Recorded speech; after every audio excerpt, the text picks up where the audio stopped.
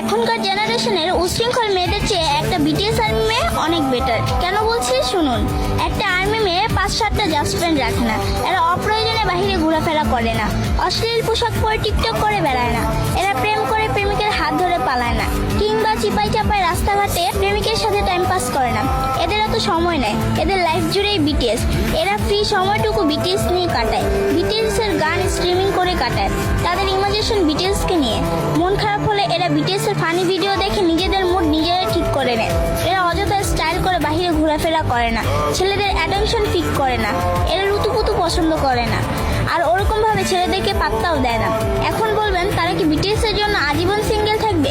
জি না, সময় হলে এরাও পরিবারের পছন্দ মতো ঠিকই বিয়ে করে নিবে, সে চিন্তা আপনাদেরকে করতে হবে না। আর বিয়ের পর ঠিকঠাকভাবে সংসারও গুছিয়ে করতে পারবে।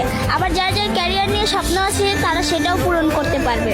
আরেকটা গুরুত্বপূর্ণ কথা, কোনো আর্মি কিন্তু বাস্তবিকভাবে ওদের বিয়ে করার স্বপ্ন দেখে না, তারা বাস্তবতা জানে এবং তা মেনে নিয়েছে। জামাই জামাই বলে এগুলো ফান করে কিংবা অযথা বলে, কিন্তু এরা যথেষ্ট রেসপেক্ট করে তাদের আইডলদের। সবশেষে একটা কথা বলবো, একজন আর্মি জানে কিভাবে সাপোর্ট দিতে হয়, প্রকাশ না করেও ভালোবাসা যায়, একতরফা হলেও কিভাবে প্রায়োরিটি দেওয়া যায়, সারা দুনিয়া বিপক্ষে থাকলেও কিভাবে প্রিয় জিনিস আঁকড়ে ধরতে হয়।